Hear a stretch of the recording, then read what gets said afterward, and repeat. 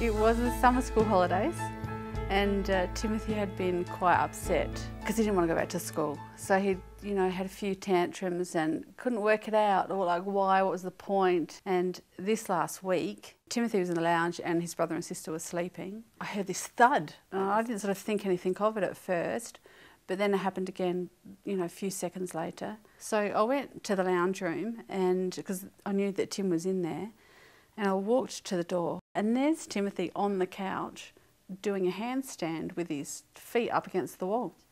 He literally pushed himself up like this, with his feet sort of going up in the handstand, I suppose, and then pushed his feet off the wall, pulled his hands straight out, and then his head hit the couch. And I just went running over there, yelling at him really, like, "What are you doing? What are you doing?" And I just grabbed him and said to him, "My God, you are going to break your bloody neck." And he goes, "I know." Real calm, just real calm, "I know." And I said to him, "Well, if you know, why are you doing it? Don't do that. You're going to hurt yourself." And he said, "No, I know that's going to happen. I don't want to be here." And I sort of naively said to him, "Well, if you don't want to be here, turn off the telly, come out into the kitchen, do something else." And he just kind of said, No, you don't understand. I don't want to be here. I want to die, and I don't want to feel this way anymore.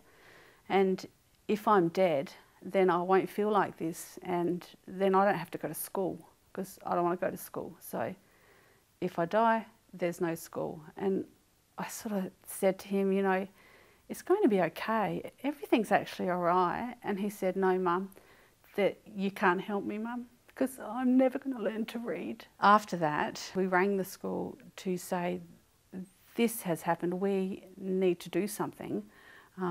So they said that what we need to do is get him talking to a psychologist and maybe have a psychological assessment, and it turned out that he was dyslexic.